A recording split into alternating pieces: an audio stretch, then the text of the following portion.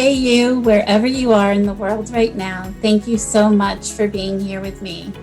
We know that we're living in some crazy times and we know that the world is changing. So let's create a bridge as we travel through one another's countries, removing all the labels and coming together as one people, finding our home in one world. And as we do this, this is why our signature talk today is so important. And today I have the privilege and honor to share with you my guest speaker, Jay Winslow. Hi, Jay. Hi, thank you for having me. Absolutely. Jay actually is a business owner, master brandologist, and she builds a business and life with soul. So basically, she's connecting that soul piece with your life, which is amazing. She has done a lot of work with corporations, logos, packaging. She published articles, blogs, has a book, and has been recognized in a top 100 coaching listing, along with Tony Robbins and Martha Beck, who have also worked with, and she's also worked with Fortune 100 startups and continues to engage her skills. You have such an extensive resume, but I think, Jay, what I really love about your story is your personal story that you bring to the table, because that backstory that you have is what has enriched your life so much to give the resume that you have, the journey that you've been on to get to where you are today. So I'm really excited to bring you into this platform with me and share your story with the world. As we do this interview today, we know that the world is really in this tangled web of mess with the global pandemic. We're, still navigating our way through some darkness and this dark space that the world is living in.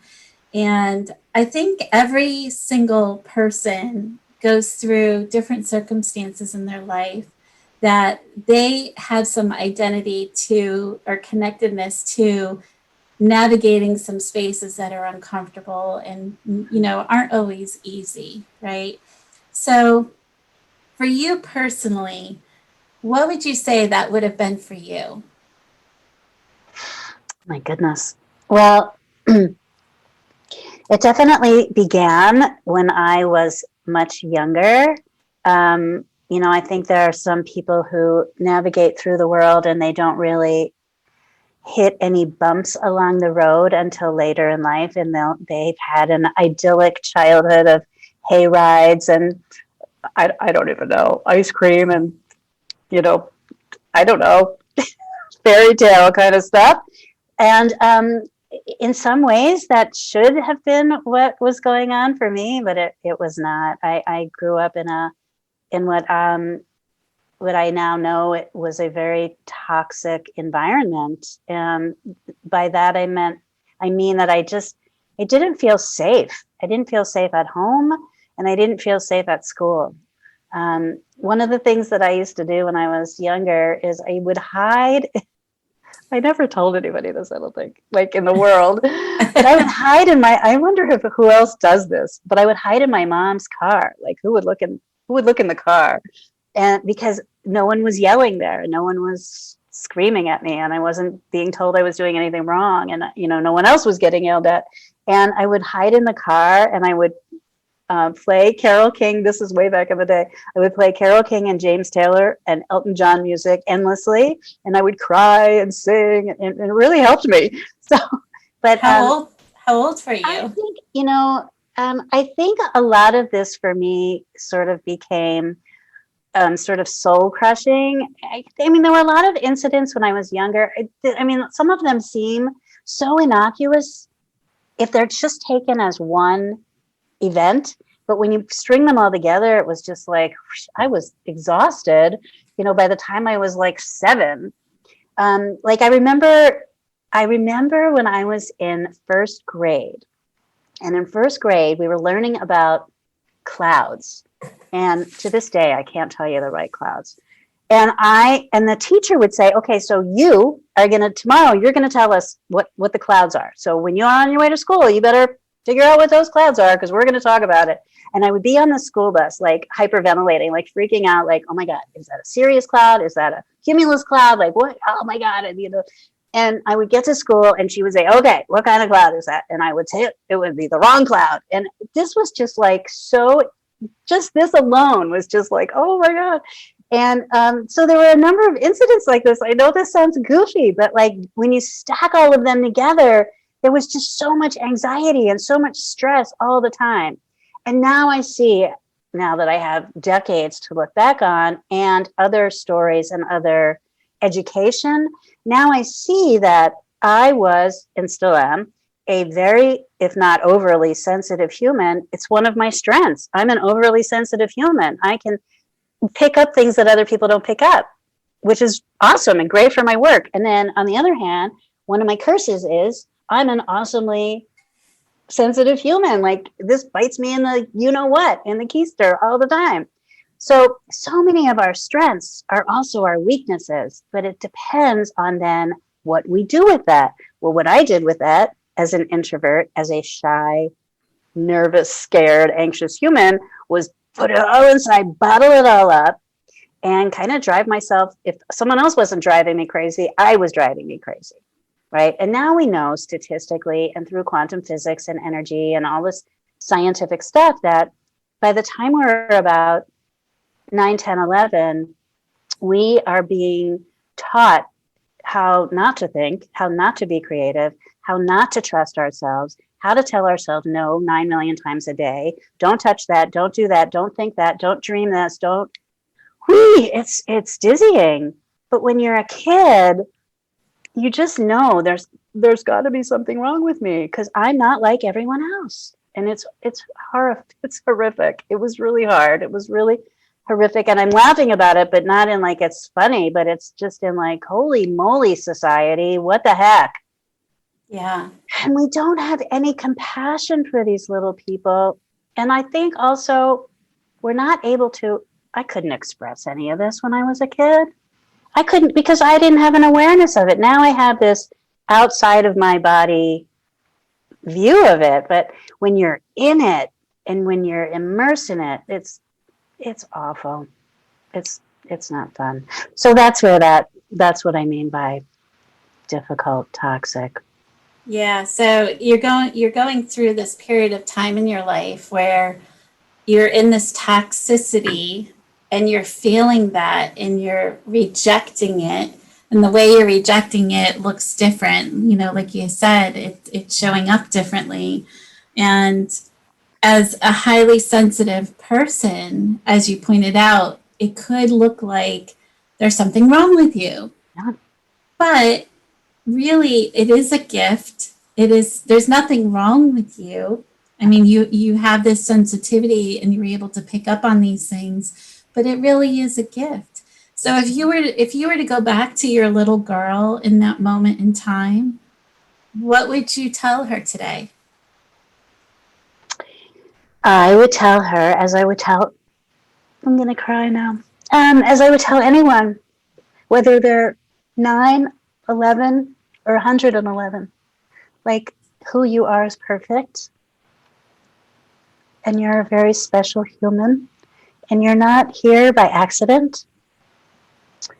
And you actually have incredible gifts that you will be sharing with the world. And I want to invite 2 things. I want to invite you to always feel safe with me. And if it's not me, find someone that you can feel safe with. And please step into that. Because the longer we push it away, which I did for a very long time, the longer we push this away, the harder it gets, the darker it gets, the more disconnected from ourselves we get. Now, I will also tell you that every one of those steps forward, backward, sideways is also perfect. Like it all... It's hard to imagine, and it's hard. Like I could never have imagined in my dark days where my only dream only dream was to die in a fatal car accident because I was too chicken off myself. I spent so much energy on that dream. And when I found this other path and it disappeared like that, it just went away because suddenly I was thrust into this new dream that you have to please, please, please trust and know, even though right now your knowing is that the best out would be out, there really is this incredible life on the other side, as crazy as that seems. And believe me, I get it because it's crazy. The other side is like this beautiful. I like my visual. I used to love, and I still do, The Wizard of Oz. And it kind of reminds me of when they come through the forest and they come to the Emerald City, and before them is this like beautiful, it's this beautiful field of poppies and flowers. And honest to Pete, that's what life really is. Like, it's this beautiful field. And we're like stepping on thorns and we're missing the damn flowers. There's so much I could say to all of that, because I think you're totally on point as far as if you could just allow yourself to surrender into that space of trust and just really, really, that self-love and knowing that you're okay. It's going to be okay. I mean, the way the whole entire world opens up is just phenomenal. But you just said something really, I think, really important, and that is like around self-love. And I know for myself, I couldn't access any self-love at that point. And I don't know, I think I still have to work on it. Now I think I'm awesome. I don't know if anyone else thinks that, but I think my dog thinks I'm pretty awesome. But anyway, I don't know. It's not that easy to access self-love, but it's more, I think what I've learned, and I do this with my clients, and we know this now from an energetic place, that when we try to push away that yucky feeling, it amplifies. You would think logically that it would go away, but it doesn't. When we can somehow kind of lean into it, and so I work in the world, if you were, my profession is around business development and growing your business and branding. But what most people do is they don't want to look at yucky stuff. But when we start to look at the yucky stuff, there's actually all sorts of good, like, seeds in there. There's the seeds of greatness in all the yuckiness. Like we were talking about it early, like, what do we use for fertilizer, people? We use manure. We use, it's crazy. But that, if you think of yourself as this beautiful seed that's been planted in this muck, it's so hard to trust. But if we can trust ourselves, and if we can trust the process, which honestly, I don't know how we do, and I think we don't, but if we kind of even seesaw back and forth, if we see a glimmer, if we have a knowing, like there's a piece of you that knows that you are awesome. There's a piece of you somewhere that gets that you're not like anybody else. And that's cool. That's awesome. Like, our whole world is all about fitting in, and we're not meant to fit in. We're meant to stand out. We're meant to be different. And I think in this relentless pursuit of fitting in, we're cheating ourselves. And I can tell you so many stories about not fitting in. And now I'm so proud of it. Like, I'm so grateful that I never figured that out. But, when you're in it, it's not pretty. And it's not pretty now. Guess what? I've, supposedly grown up. I'm still working on that. But, there are times when it does not feel good to be a weirdo. And there are other times when I just wouldn't change a thing. Yeah. And I think that, when you're a child in school or a young adult in school, and this need of wanting to fit in because you just don't know any other way to be because of the pressure that you get. Right. And for a lot of kids, they will become more introverted and they'll pull back and they'll move away instead of really getting engaged. And I know, for myself personally, the way that my unconventional childhood was, I mean, the bullying was relentless because, it wasn't a traditional kind of household in the sense of how my peers were growing up. Mm-hmm. And there was a lot of things they could pick on me for because I definitely didn't fit in for a lot of reasons. But when I look at all of that at that time, it did feel very, very uncomfortable. And I agree with you to the advice of, if I were to give myself advice, it would be, seek out someone who could support you, but then also support yourself, knowing you're okay, and know that it will be okay, because it really will. But then you also have, this other side where you're taking on projections of your environment. So for me, I didn't really have too much of that exposure, but I know you did. You had a different experience, so you had a lot of projections. And maybe you could talk a little bit about how that affected you and what it did. Well, it's interesting. I just want to make a comment about something that you just said, because I think it's really important. And one of the things that I really enjoy in doing or being having an awareness around now is something I call distinctions, right?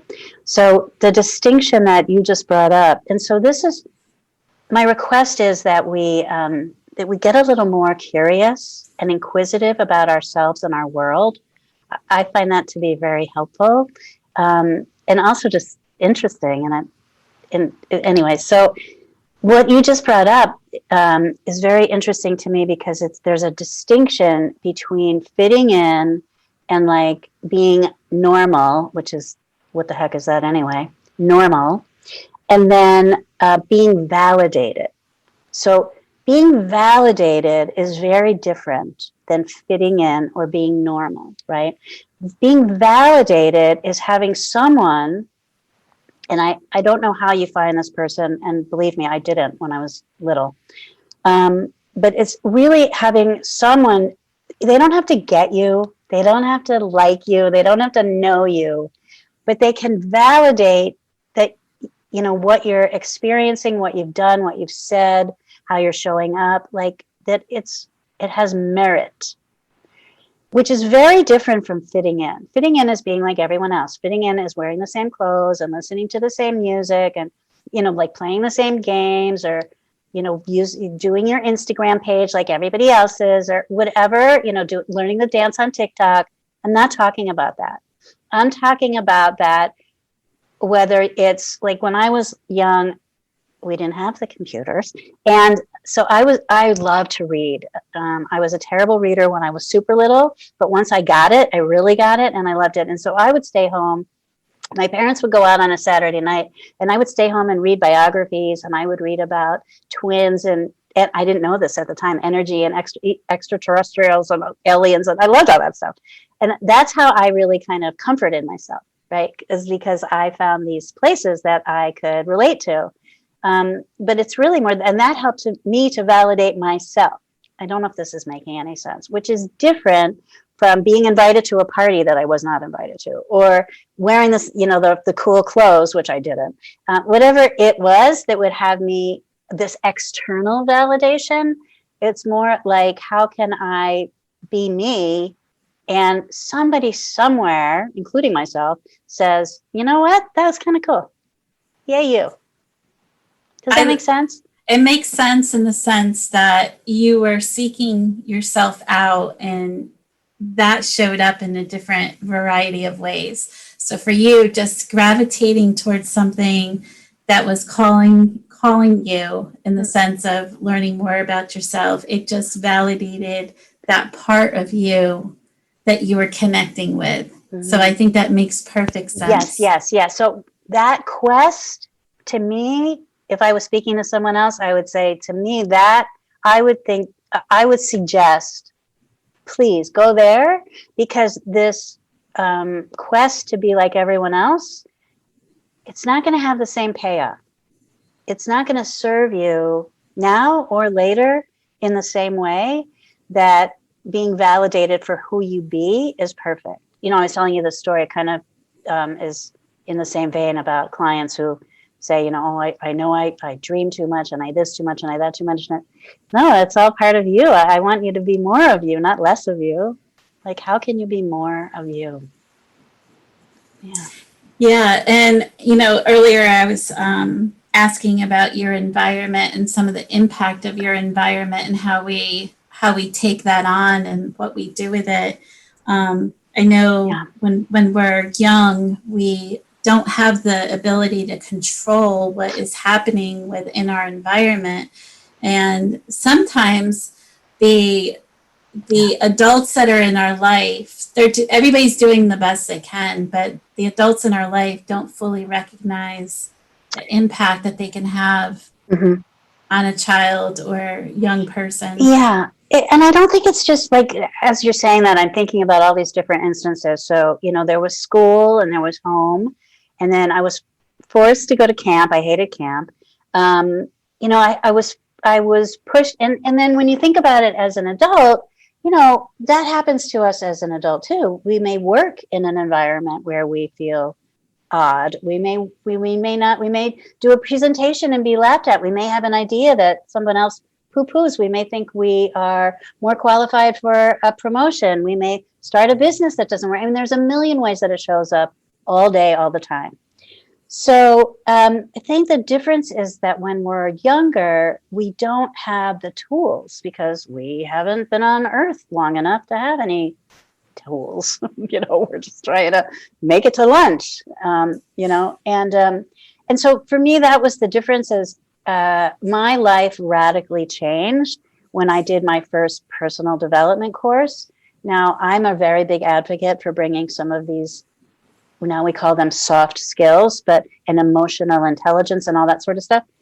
To me, there's nothing more valuable, because the more that we can access these sorts of pieces of ourselves, the more likely we are to be able to navigate any of those toxic environments with greater ease and with some like inner fortitude that we may not have had previously. Like, it really is your armor, rather than this armor being to be angry or to cry all the time, or to get into addiction, or to get, you know, whatever. You know, we think about boys in our culture and how much anger there is in men, and you know, part of it is chemical. Part of it, you know, part of it is the food we eat that has weird stuff in it that does strange stuff to our body. I mean, this is a very endless conversation, but I think for anybody, you know, rather than this piece of like, what can you do, or where can you go, or what can you learn, it's more like, how can you access inner peace? How can you access the part of you that you inherently, intuitively, heartfully know is good? And it doesn't have to be something that, you know, is going to make you into a movie star or a basketball court genius or a $1 zillion person. It's, when I say that, I mean that you have pieces of yourself that you know are beautiful and valuable. And so how can you fan those flames? You know, is it working with other people? Is it helping? Is it tutoring other kids that are littler than you? Is it reading? You know, what is it? What is it? We all have it. And that's something that I think our society, because we're in this like rough and tumble survival place these days, that we've really lost touch with, that we are all old enough to contribute. If you're watching this and this is sinking in at any level, then you're old enough. That's all you need to know. And I think that in the times that we're living right now and the discomfort that people are feeling, we are in this evolutionary spiritual shift, and people that are parents or, young adults that are trying to find their way, and even adults that are still, not certain of the direction they're going. Yeah. I think this is a blessing in a sense that it allows everyone on the planet to take pause, Yeah. and really evaluate that inward space within them. And when you're a child, literally you don't have any layers to shed. So the authenticity of you is at its purest form in that moment. So if you're that little kid that's constantly dissecting bugs and fascinated with biology, you might be growing up to be a doctor. Or if you're that little girl who wants to teach and you're teaching the teddy bears with a blackboard and ABCs and all that, maybe your calling is to be a teacher. But there's so many things that happen along the way where, to your point, those natural gifts are being squashed and shut down. And I think part of it is the disservice that society places, in the sense that we're not going to highlight your natural talents. We're going to make you perfect in everything, or we're going to create this benchmark that you have to be perfect in everything. But that's not how people work. Yeah. That's not how people work. We all have these peaks and valleys, and it's a matter of accentuating the peaks. Mm-hmm. Yeah, that reminds me of that. I can't speak this correctly because I can't remember exactly how to say it, but it's something about, a fish can swim really perfectly, but if you ask him to climb a tree, it's going to be a problem. So, we have to all find our little fishbowl. And I think one of the other things, and I don't know, I don't have kids, I guess, because I'm still a kid, but I think that one of the things that's very challenging when you're a kid is we feel, and I don't think as adults we trust kids to do this for themselves, is we don't really create, for most of us, we don't create the space to figure out or to find out or to lean into what you really enjoy. And that's when I think one of the blessings of homeschooling, I think, in this era is, again, I think there's a gap between playing outside all day and then really how do you then translate it into really understanding some of these softer skills that relate to how you can parlay any of your talents into adulthood. But, whether it's reading or whether it's other forms of play, I just think there's other ways for us to investigate and lean into. I call it your fabulosity. And I promise you that everyone has fabulosity. You may not think you do, but you do. It just takes it's horribly painful. I was thinking the other day, I don't know if this is appropriate, but wouldn't it be interesting if we did do life backwards? Like, I have a mom who's melting, so she's becoming like a baby. But what if that was the beginning and not the end? Because on both ends, we're like babies, right? So what if then, when you got to be 11, you had all of this collected wisdom from when you were 85 and 75 and 65? Like, wouldn't it be interesting? Because when you're 11 and you can run and play and jump and scream and climb and stuff that, now I'd like to do, but I'm not so good at. Or I don't have the stamina for, or whatever. But like when you're 15 and you have all this energy, but then you also had all this smarts, like, wow, wouldn't that be fun? Like, what would life be like then? And then we'd be saying, wow, it's so sad when you're 75 and life is so hard. And so, it's kind of like that Benjamin Button thing, but not that you're getting younger, but that you have this wisdom and it'll be a whole different game. So just know that we don't have this understanding. And, it's kind of like we were talking about this the other day in another group. Like when people say life goes fast, you're like, oh, yeah, go, yeah, whatever, dude. goes fast. Yeah, whatever. It really does. Shh, it really does. Yeah. And so like, today you're 15 or you're 10 and it's awful. And like that, you're going to be 45. So It's so true. It goes super, super fast. And the beauty of the beginning of life and really the end of life is this freedom that you have from the chains that bind, as far as, the sense of you have to be in a certain, I don't know, hamster wheel, right? Just to survive and that kind of thing. And that's all gone. Like when you're a child, you have this freedom where you can just be your authentic self and do the things that you want to do. And even though you don't have control over, your environment because you have parents that are controlling a lot of that space for you, I think it's really important to understand that there is this sense of control that you have over yourself, like your own personal self.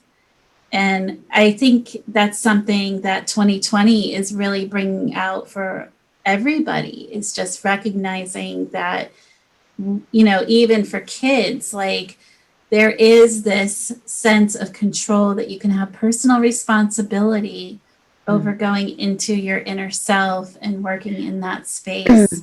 Yeah. And you're bringing up something also, I think, really important, which is, yes, we don't have control over our environments per se. But there are, what we do have control of, and if you had told me this, I don't think I would have understood it, believed it, or known how to do it.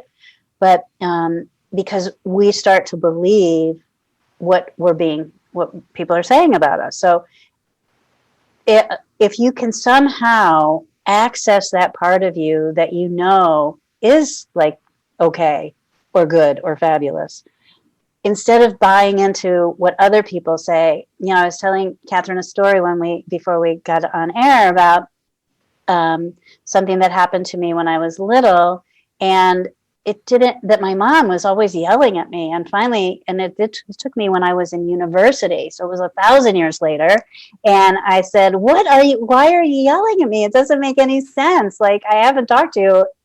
How can you be mad at me? I haven't even talked to you. And she just sort of said, oh, I'm not mad at you. I'm mad at your dad. And I realized that all those years, all those yelling, all that screaming, all that throwing verbal stuff at me, as well as other things, had nothing to do with me. It was all because she was mad at dad and she felt cheated or neglected or whatever, or invalidated herself. She didn't feel seen. She didn't feel heard. And so she was yelling and taking that out on me. And that was just like this gigantic awakening. Like, whoa, wait a minute.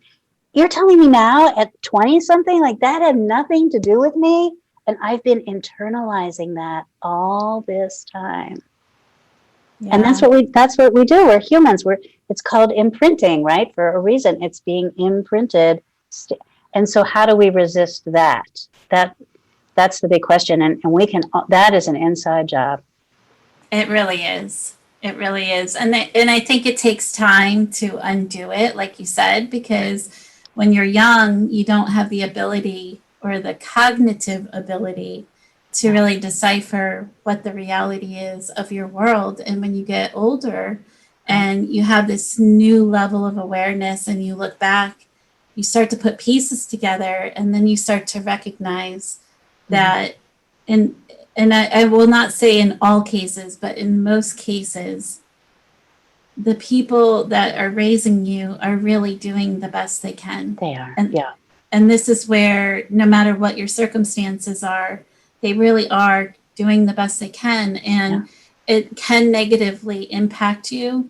But if you can find it within yourself to have the capacity to show forgiveness and grace, you will release yourself of those binds that, tie you into a negative headspace as far as your relationship. And I think Absolutely. A lot of people struggle with that. I did. Yeah. I did not. If you had told me that, oh gosh, I think I would have looked at you like you were from either another planet or on some strange drugs, because that didn't, to have compassion for people who seemed so lacking in that arena. Yeah, it was super confusing, super confusing. But yeah, I literally, might sound a little crazy, but I literally remember exactly where I was when I had that aha moment that they were doing the best they could. And it really, and I was well into my 20s. And it really was like like like somebody smacked me upside the head. Like how could that be the best that they could do? Like, they're smart. They grew up well and they went to university, and like, it didn't seem like logically that this would be the case, but indeed it was. Like, parents are not given a book. They do not go to classes. They are just winging it. And some of them do really well, and most of them don't. It's just what it is. And that doesn't mean that they don't love you, and that doesn't mean that they're not doing their best. It's just that their best can look very bizarre. I have to laugh because I can totally relate. So yeah, and I remember having that feeling, and it was just like, oh my goodness, you're kidding me. Like, that's what they thought was a good idea. Yikes. But yeah, they really did. Yeah. And and as you go through life and you start to pick up on the little things that you're experiencing, you do have the compassion and ability to look back and say, okay, this is where they were, this is what they were experiencing, but then they had these multiple layers on it, and their vision on it was also different because of the times that they were in or the circumstances they were going through. There's a lot of different layers to it. But I think when you're able to separate it out and really compartmentalize it and recognize that that is the case, it does allow that release. And when you have that release and you surrender to it, your vision on the world completely shifts. Like you said, it's like you get smacked with a brick wall or something, and you're just like, okay, I get this now. I can actually do this. Yeah. I always feel like it's like you were standing in this really dark room, and somebody turns on the light, and you're like, oh, it was dark in here. Oh, I didn't even know it was dark in here, but gosh, it was really dark. No wonder I was bumping into everything. I love that. And, I think one of the things that the world we're in right now, people are really uncomfortable with change. They're uncomfortable with the growth that is, happening with this shift that people are, this phenomenal shift that people are experiencing. And to your point, I mean, part of what you shared with us earlier, was that you were in this dark space, and, you had talked about a little bit about, feeling like, your dream of getting into an accident was something that you wanted to see to fruition. And thankfully that didn't happen. But I would just, say to the audience, if anybody's listening and they're suicidal, please, reach out to your community for that support and make sure that you're getting the support you need, and, so that you're safe and you're okay. But, I mean, a lot of times when we are in these uncomfortable situations, I mean, we do have these moments where we feel the weakness and we feel the darkness coming over, and it's almost like, okay, my cage is rattled. I'm rattled. I mean, for you, like, what kind of reversed that around for you? Oh gosh. So I didn't. For a long time, there wasn't a particular incident. I really was just continuing to bumble along and be really sad and spend many hours crying and very much in darkness. And I would go to work. Work was kind of a place that saved me as I grew older, and because I had to pretend I was functional, and I would get in my car and cry. And it was just sort of a long story, and it wasn't like this was all day every day, but it was a struggle. It was a challenge. And then as I grew older, I knew some people that had taken this personal development class, and they kept asking me to do it too. And I didn't understand, like, why. I mean, I would say goofy things because I'm very hard on my friends. Like, I love you to pieces, but you seem the same to me. And, I don't really get it. And I didn't understand. And they say, oh my God, I just did this thing was so groovy. You got it. And I didn't understand. And I ended up going to university in Colorado. And I stayed out there for about a decade. And I married a boy I met in school. And I expected him, and my expectation of him was to bring me happy and make me happy. And every day I would wait to say, like, honey, I'm home and I brought you some happy. And he never did. And I just couldn't understand that. And we finally divorced. And it was just this very long, drawn out, painful search. It was like this endless search. And finally, I ended up moving to New York City. And I ended up moving to New York City in time for New Year's Eve. I planned it. So my first night in New York City would be New Year's Eve. And I went to this party, and it was a party with all these people who had gone to this course that I kept saying, no, thank you. And not so nicely, thank you, no, thank you. And I met this guy. And the guy ended up speaking to me in such a way that was so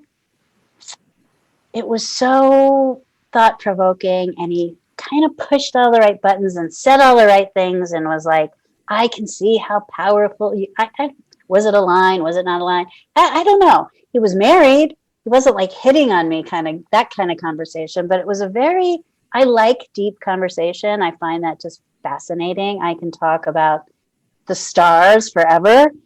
I just love going deep with people. I don't really want to talk about the weather, but I would love to talk about this stuff. Anyway, so he finally said to me, now he knew I had just moved there that night. He said to me, oh, what are you doing like February 4th? It's like, I'm a terrible liar. Like, well, are you kidding me? Like, how do I lie about I'm busy on February 4th when I moved here 3 seconds ago? I said, oh, I'm not doing anything.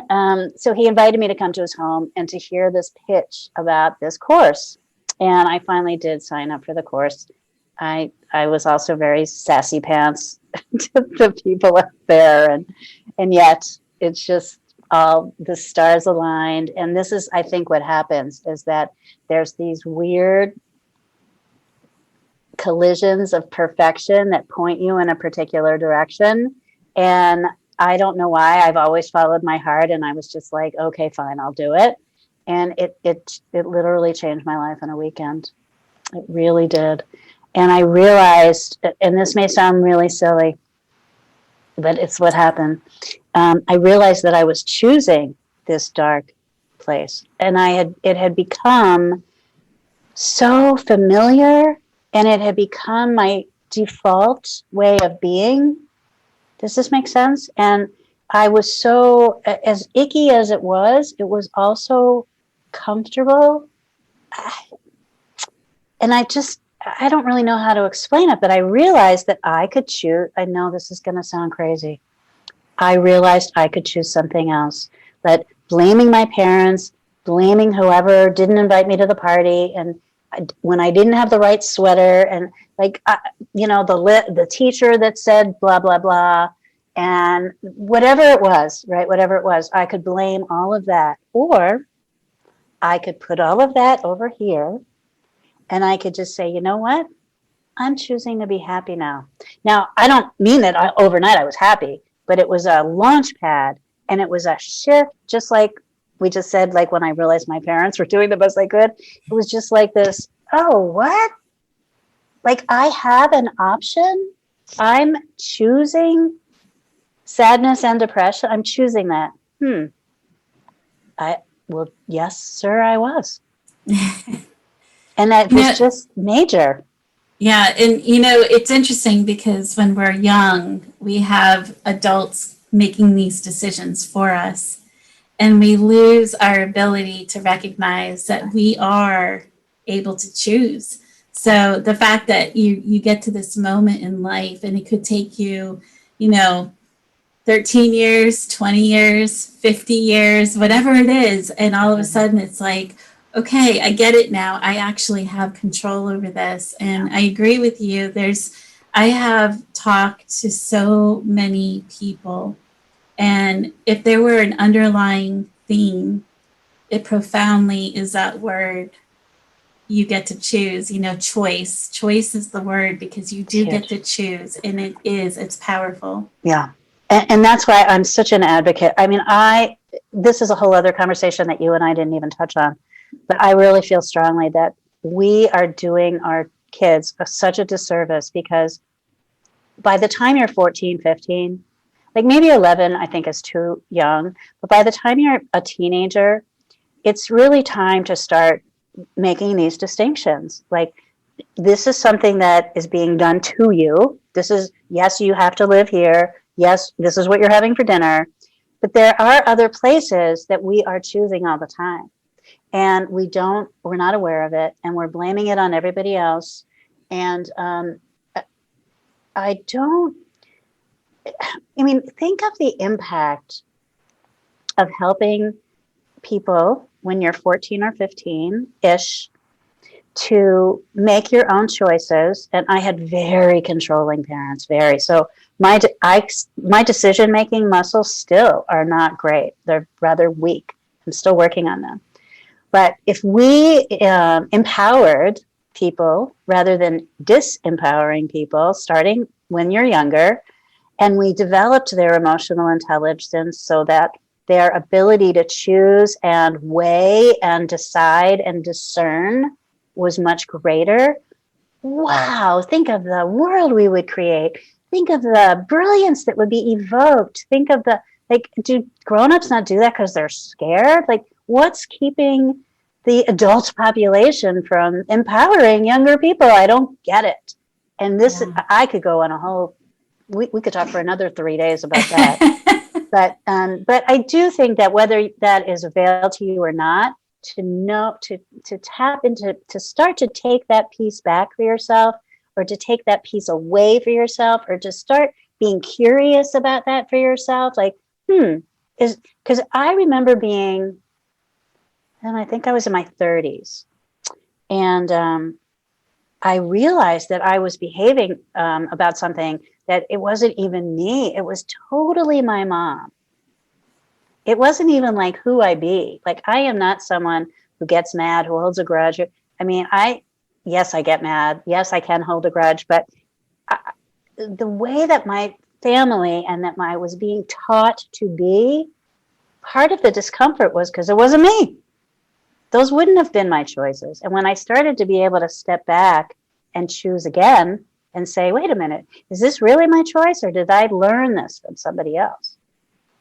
It started to change everything. Yeah, and that's powerful, because that question, did I learn this from somebody else, is so powerful. I mean, because you're really going back to, is it your truth? Is it your authentic space? And is it your truth? Yeah. So that's really amazing. I mean, if you had any words of wisdom for people of the world right now, I mean, what would it be? You have any insight onto tools or something that would be helpful to them? I don't know. I mean, what shows up for me often, and now in particular, is I have to keep reminding myself, as well as others, that all is well. You know, there's a concept in the coaching world called the present is perfect. So sometimes I think we all have to look at this through this lens of, if this is all happening for me, not to me, if this is perfect, then what? You know, if instead of pushing against, this is messed up and it shouldn't be like this and why me, right? If we can take that armor off, because when we're looking there, you can't, it's not even in your ability to see that. But if you can come from this place of everything, you know, it's all perfect, all is well. So now how do I integrate what is happening? We oftentimes will come up with other outcomes and other options and other possibilities. So that's a big piece of what I remind myself, and I help other people look at too, because when we start looking there, we actually find amazing, amazing answers. And some of them make people a lot of money. And some of them make people a lot more happy, and some Yeah. of them just make people a lot more peaceful. Absolutely it does. And like everything you just said, I mean, it's just, I wish I could replay it exactly the way you just said it, because I think everybody needs to hear it twice. I mean, it's beautiful. But I thank you so much for being with me and having this conversation. I mean, it's been a delight, and there's so much that you've offered to the world as far as your insight and your ability to see it through a different lens. And you're just a beautiful human, and you have a beautiful spirit and way about you, that the way you communicate, it's just very joyful. And even though it's difficult topics, you like bring this energy to it that makes it easier to digest. So I really appreciate Oh, that. I hope I was helpful to someone somewhere. Absolutely. And I do ask all of my speakers, if I were to find your earth angel feather on the ground and I were to pick it up, what would your message to the world be? Mm. Well, it probably would be along those lines, but I think at the heart of it, the message is that you matter and that you are special, and that the future is very bright.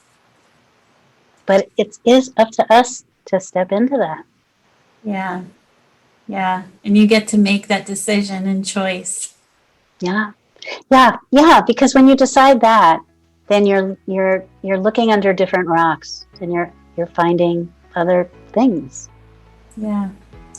Thank you, Yeah. thank you, thank Thank you. you, I'm so grateful that you were here with me sharing this space. So I appreciate it so much. Thank you. So that's all we have time for today. This is Catherine Daniels with Retreat to Peace, reminding you to live your authentic life with peace. And as always, retreat to peace. And we'll see you next time.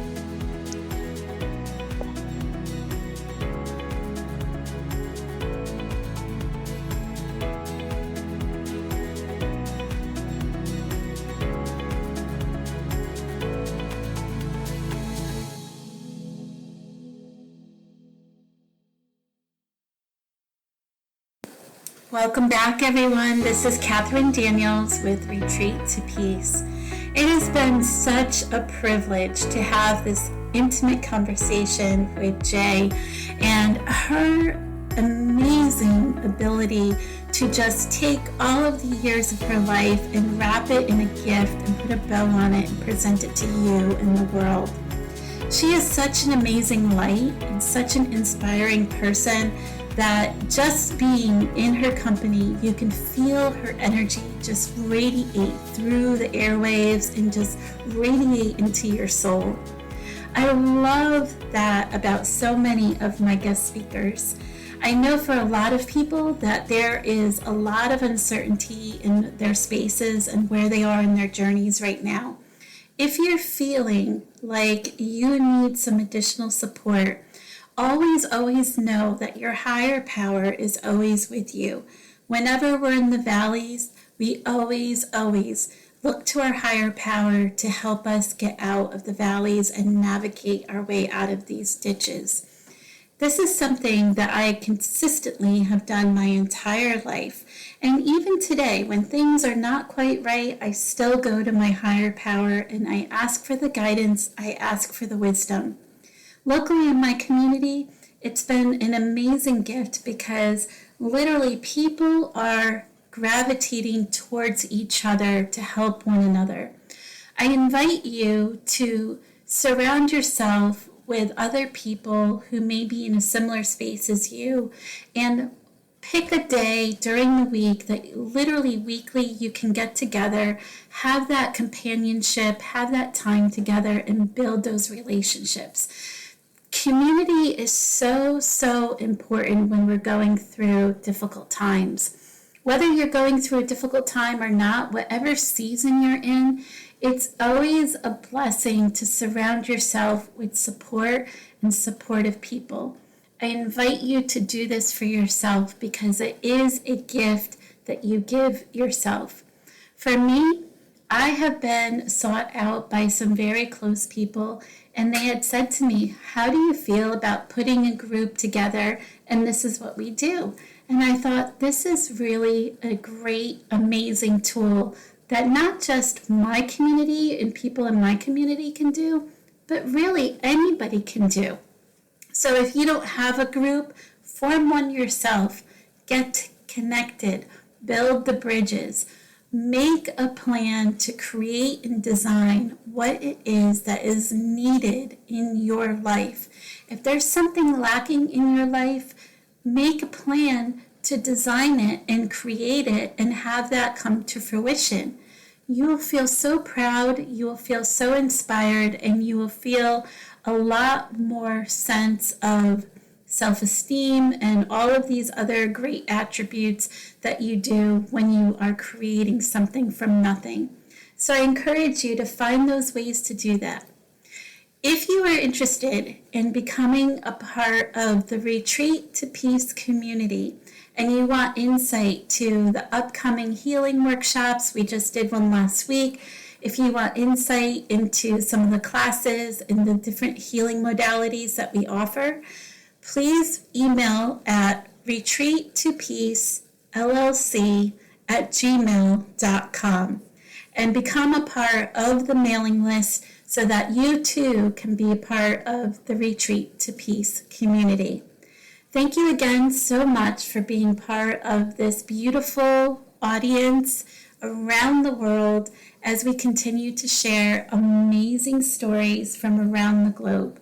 I hope that you'll join us next week when I bring to you a very, very special broadcast, one that comes from a special woman that is on the other side of the world from me in the United States, and she's going to talk about how it is to live as a highly sensitive person. Now, you may have heard of HSP, highly sensitive person, and this is her specialty. This is what she talks about, is how to live as a highly sensitive person in the way of the world and how we live today. And I know for a lot of us that are highly sensitive, it's not always easy. So you're not going to miss this interview, because this one is really going to help talk to those people who, like myself, are very sensitive and understand what that feels like. So thank you again. This is Catherine Daniels with Retreat to Peace, and we'll see you next time.